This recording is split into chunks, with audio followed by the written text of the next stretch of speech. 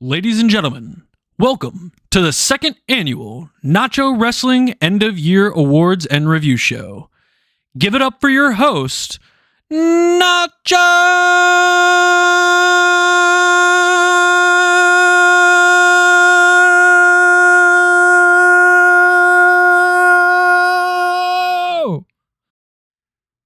Wow, what a riveting and captivating intro. Thanks, Dick Blowhard. Like Dick said, this is the second annual Nacho Wrestling Award Show, and I'm your host, Nacho. But before we get on with all our hardware that we have to dish out, we have to do some corporate shilling first. Please be sure to like, comment, subscribe, hit the bell to stay up to date on all things Nacho Wrestling, and share this video with your friends. And if this is your first time watching a Nacho Wrestling video, why don't you consider hitting the subscribe button? I'm trying to reach 500 subscribers, and your help would be greatly appreciated. With that out of the way, let's get on to the first award. The first award we have is, of course, Male Feud of the Year. This award is given to the feud that I believe was most enjoyable, most fun to watch, and led to the biggest payoff. With that out of the way, let's take a look at our nominees. The nominees for Male Feud of the Year are John Cena vs. Cody Rhodes, Cody Rhodes vs. Drew McIntyre, Hangman Page vs. Jon Moxley, Samoa Joe vs. Hangman Page, Death Riders vs. Darby Allin, and TKO versus the WWE Fanbase. And the winner of Male Feud of the Year is Jon Moxley and Hangman Adam Page. Congratulations, gentlemen. Congratulations. As we all know, this feud was capitalized and stamped off at All In Texas this year, with Jon Moxley taking the first defeat in a long time to Hangman Adam Page. And finally, we got to see the AEW World title for the first time since WrestleDream 2024. It was a great moment, not only to be there live, but to re-watch it on pay-per-view as well. It was one of, if not my favorite moments of 2025. So again, congratulations, Jon Moxley. Congratulations, Hangman Page. I hope you guys are really proud of the Nacho Award you've won. The next award we have up is Female Feud of the Year. Like Male Feud of the Year, everything applies here, but it's for the women. So let's go over our nominees. The nominees for Female Feud of the Year are AJ Lee vs. Becky Lynch, Tiffany Stratton vs. Jade Cargill, Becky Lynch vs. Lyra Valkyria, Toni Storm vs. Mercedes Moné, Chris Statlander vs. Mercedes Moné, and the AEW Women's Division versus Tony Khan's booking malpractice. And the winner of Female Feud of the Year is Becky Lynch and Lyra Valkyria. Congratulations, women. Congratulations, ladies. You guys had one of the best feuds of 2025. One of the few feuds in WWE that I think deserves to genuinely be on the list. I'll be honest. It was kind of hard to come up with some feuds for the women for WWE that didn't involve Rhea Ripley, but I think Becky and Lyra, their 3-match series that they had early in the middle of 2025, was one of, if not the best things that WWE has put on this year. If you go back and watch all 3 of their matches, and even the tag matches they had where they teamed together, all of it really worked well, and hopefully one day they get to run it back for the Women's World title. Again, congratulations, Lyra and Becky. Next up, we have Tag Team of the Year. This award is given to my favorite tag team. Not only were they my favorite in tag action, but they were also my favorite in singles action as well. They were the most fun to watch, the most enjoyable, and honestly, they were the most believable as a tag team. And the nominees for Tag Team of the Year are JD McDonough and Finn Balor of the Judgment Day, the Wyatt Six, Brodito, the Young Bucks, FTR, and the Hurt Syndicate. And your winner of Tag Team of the Year is Brodito. Congratulations, Brody King and Bandito. A thrown-together tag team within their first few months of teaming together. They were obviously going to win this award. Just look at the crowd reactions they were getting when they first started teaming together to now. They have casually and naturally grown as a team in just a short amount of time. Something that takes other teams, and some teams don't even ever get this far, to mesh. It takes a long time for a team to be believable. But for Brodito, it didn't really take all that long. So again, congratulations, Brody King. Congratulations, Bandito, on winning Tag Team of the Year. Next up, we have Female Talker of the Year. This is pretty straightforward. This is the woman that I believe was best on the stick in 2025. Most captivating, most interesting, and every time I heard them speak, I considered it must-see TV. Your nominees for Female Talker of the Year are Toni Storm, Willow Nightingale, Harley Cameron, Becky Lynch, Bayley, and Chelsea Green. And the winner of Female Talker of the Year is Timeless Toni Storm. Congratulations, Toni. Congratulations. An absolute masterclass of promos from Toni this year. Everything from left and right. From the I'm here, I'm queer, I'm sweaty, I'm ready, to everything in between. Every time she's out there, she almost always picks up the mic to talk because Tony Khan knows that once Toni talks, the crowd's going to be interested. The crowd's going to pop, they're going to laugh, they're going to have a good time, and honestly, that's all you could ask for in a promo. As long as the crowd feels something, you're doing a good job.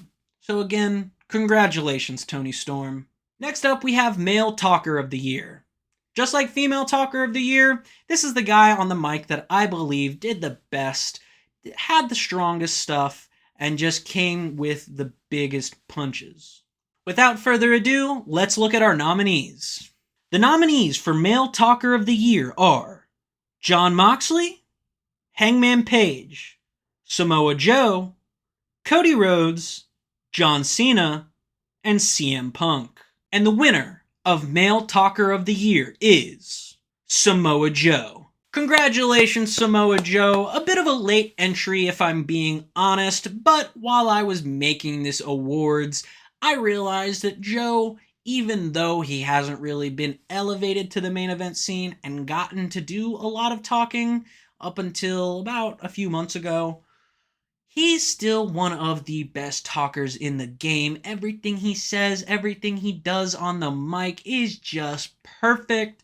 I always think of the promo battles that he's had with guys like Hangman this year and guys like Mox and everything like that. Samoa Joe is just one of the best talkers, and there is a case to be made for him to be on the Mount Rushmore of promos in wrestling. Again, congratulations, Samoa Joe. The next match we have is Male Match of the Year.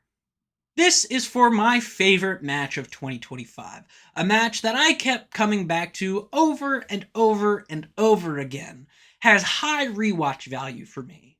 Let's take a look at our nominees. The nominees for Male Match of the Year are Will Ospreay vs. Konosuke Takeshita, the Owen Hart Cup semifinals on AEW Dynamite for 16/25, Will Ospreay vs. Hangman Page, the Owen Hart Cup finals at Double or Nothing 2025, Bandito vs. Konosuke Takeshita for the Ring of Honor World Title at Ring of Honor Supercard of Honor 2025, John Cena vs. Cody Rhodes for the WWE title at SummerSlam 2025, Kevin Owens vs. Cody Rhodes in a ladder match for the WWE title at Royal Rumble 2025. And John Cena vs. AJ Styles at WWE Crown Jewel 2025. And your winner for Male Match of the Year is Will Ospreay vs. Hangman Adam Page in the Owen Hart Cup Finals at Double or Nothing 2025. This match, over all other matches, especially in AEW this year, really showed who Tony Khan was going to use as the next guy up after Jon Moxley. And of course, it was Hangman Page. This match really could have gone either way, but when you have two faces going at it and they show love and respect for each other after the match, and they go out there and there's no heel turns, there's no shenanigans, just pure wrestling, pure fun, pure entertainment. What's not to love about this match? I think this match has a lot of rewatch value to it. I think you can go back and watch this match in a bottle, encapsulated. Yes, it's the finals of a tournament, but even still, it's just a really good match. So congratulations, Will Ospreay. Congratulations, Hangman Page. Next up, we have Female Match of the Year. Just like Male Match of the Year, but for the women. Let's take a look at our nominees. The nominees for Female Match of the Year are Toni Storm vs. Mariah May, the Hollywood ending at Revolution 2025. Chris Statlander vs. Mercedes Moné for the Women's World title at Full Gear 2025. Jamie Hayter vs. Mercedes Moné in the Owen Hart Cup Finals at Double or Nothing 2025. Becky Lynch vs. Lyra Valkyria for the IC title at Backlash 2025. Io Sky vs. Bianca Belair vs. Rhea Ripley for the Women's Championship at WrestleMania 41 Night 2. Bayley vs. Lyra Valkyria in a 2 out of 3 falls #1 contenders match for the IC title on Raw 7/14/2025. And the winner of Female Match of the Year is Toni Storm vs. Mariah May, the Hollywood ending at Revolution 2025. There's a lot of things I can say about this match, but I think the best thing to say is that it happened so early in the year, and so many people still remember it, talk about it, bring up that iconic ending image, because it's the lasting image we have of the character known as Mariah May. This match was so good that Toni had to make a callback to it as soon as she possibly could, taping her fists up and dunking them in glass yet again like she did in this match during Blood and Guts this year. One thing I want to note is that I do genuinely hope Blake Monroe, formerly known as Mariah May, reaches this level of storytelling and intrigue again in the WWE. Yet again, congratulations Mariah May, Blake Monroe, whatever you want to call her, and Toni Storm. Next up, we have the Rising Star of the Year award. This award is given to a wrestler that I believe climbed the ranks, reached an upper level, a new echelon in this year. Let's take a look at our nominees. The nominees for Rising Star of the Year are Kyle Fletcher, Kevin Knight, Harley Cameron, Dominic Mysterio, Leon Slater, and Lyra Valkyria. And the winner of Rising Star of the Year is Kyle Fletcher. It's hard not to give this award to Kyle Fletcher. His 2025 was capitalized by a pretty solid TNT title run that featured a match with Hangman Page for the world title, and also a stellar feud with Mark Briscoe that ended with Mark Briscoe winning the TNT title. But 2025 is still not over, and Big Fletch is still going strong in the C2, having a great performance this year. Just another reason as to why he should win Rising Star of the Year. Here's to an even better and more successful 2026 for Kyle Fletcher. Congratulations, Kyle. The Change the Channel Wrestler of the Year award is given to a wrestler that I could not bear to watch. Every time I saw them or her or him on screen, I had to turn it off. I had to do something else. I had to get up, I had to go make a drink, I had to use the bathroom, or I just turned off the TV.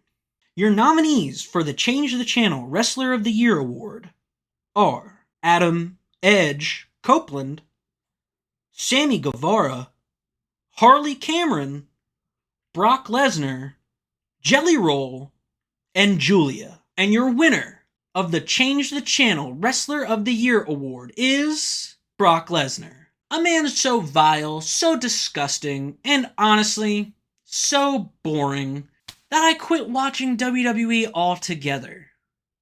Thanks a lot, Brock. Take your award and fuck right off. Next up, we have Female Wrestler of the Year. This award is given to my overall favorite women's wrestler of 2025. Not only were they my favorite on the mic, but they were also my favorite in the ring, my favorite character, my favorite person to just casually pick up a match and watch it. And your nominees for Female Wrestler of the Year are Mercedes Moné, Chris Statlander, Toni Storm, Lyra Valkyria, Becky Lynch, and Io Sky. And your winner of Female Wrestler of the Year is Timeless Toni Storm. I mean, if you heard what I had to say about her in Female Talker of the Year, you'd understand why she's winning this award. Not only did she have my favorite women's match this year, but she also had a lot of my favorite women's promos this year. I think Toni had a banner 2025, not only carrying the women's division in AEW, but just building her legacy as a great character wrestler. Something that not a lot of people can do in the Big 2-5, let alone, the past 10 years. So here's to Toni Storm for taking home the most hardware out of any woman this year. Congratulations, Toni. You did an absolute stellar job this year. And now it's time for Male Wrestler of the Year. This award is given to my favorite overall male wrestler, a wrestler that I believe had the best 2025, not only from an in-ring standpoint, from a character standpoint, from a mic standpoint, but from an overall entertainment standpoint. And your nominees for Male Wrestler of the Year are Jon Moxley, Konosuke Takeshita, Hangman Adam Page, CM Punk, John Cena, and Cody Rhodes. And the winner of Male Wrestler of the Year is Jon Moxley. Now, I know what a lot of people are going to think. Jon Moxley 2025 started off with an absolute shitter of a feud with Cope, but once that finished up, he really locked in. He had an absolutely great year. He started a feud with Hangman, ended that feud with Hangman losing, and now he's on a story of being old yellered by Death Riders and being sent out to pasture because he doesn't have what it takes anymore. And I think that's a great story. It shows why Mox is the true ace of AEW and will be up until it's time for him to retire. Congratulations, Jon Moxley, on winning Male Wrestler of the Year. Before we get to our final award for Promotion of the Year, I want to take a quick second to talk about the Nacho Appreciation Award. This is something new that I'm trying this year, but I am giving an award. Think of the Ultimate Warrior trophy that they do in the Hall of Fame, but for me, so it's better. This appreciation award is given to a wrestler or promotion that I didn't have time or couldn't really fit into any of these categories just because they're not as big, they're not as popular as the two major companies. And this year's winner of the Nacho Appreciation Award is Deadlock Pro Wrestling. DPW is a wrestling promotion based out of North Carolina and is home to a lot of great talent, current and former. Some former talent that you may know, Jay Malachi and Lucky Ali, aka Javon Evans and Saquon Sugars in WWE. They've also had AEW talent on their shows like Brian Keith and even Konosuke Takeshita. They also have a lot of usual fan favorites like Dominic Garrini and Kevin Koo, aka Violence is Forever, LeBron Cozone, Bojack, BK Westbrook, and many, many more. It is with a heavy heart, though, that DPW closed their doors this year and is wrapping up with one more outside of the US show in Japan at the top of 2026, and after that, they're going on hiatus. DPW did a lot, not only for North Carolina indie wrestling, but East Coast indie wrestling as a whole. They traveled all over the East Coast, from the Carolinas to New Jersey and New York, and even as far out as Texas, which, isn't on the East Coast. Hopefully, DPW will be able to make a comeback one day, but with that being said, I want to give this time to not only thank Johnny, Tony Pizza Guy, and CM Pulse, but to thank all the wrestlers, all the crew, everybody involved that helped with DPW made it what it was, and it would not have been that enjoyable if it wasn't for those people involved. So thank you to everybody at DPW for the amazing 4 years. And hopefully we get to see the orange and black again one day. The final award, the biggie, the one to end them all, is Promotion of the Year. Of course, this is given to the promotion that I believe did the best work week in and week out, pay-per-views, PLEs, special events, whatever you want to call them, they had the best. And we're going to take a look at our nominees. The nominees for Promotion/Brand of the Year are AEW, WWE, TNA, New Japan Pro Wrestling, Ring of Honor, and NXT. And your winner for Promotion of the Year is AEW. Honestly, this should come as no surprise to anyone. I truly believe AEW has had one of the best years in 2025, And I'm not just saying that because I'm on Tony Khan's payroll. They did a lot of smart business moves in 2025, moving their weekly shows into smaller, more intimate venues that lead to more intimate and hot, enjoyable crowds, leads to fans that who watch at home on TV are going to enjoy it more because the third character, the fans, is just enjoying it as much as they are. They've also had consistent success critically and financially with their pay-per-views this year. Everything has been pretty solid for the most part. There's been a couple misses here and there on each show, and there was that stinker of Revolution 2025 with, of course, a few oddballs that were really good, like the Hollywood ending, but it was capitalized by Coke versus Mox. Eesh. Has AEW made the millions and or billions that WWE has made? No. But they're not a publicly traded company, owned by a parent company, and has everything sponsored to the point where it's unwatchable. All in all, AEW has had an absolute banner year in 2025, a resurgence, a repopularity, if you will. And it's all thanks to their simple motto that I believe they should use, which is, shut up and wrestle.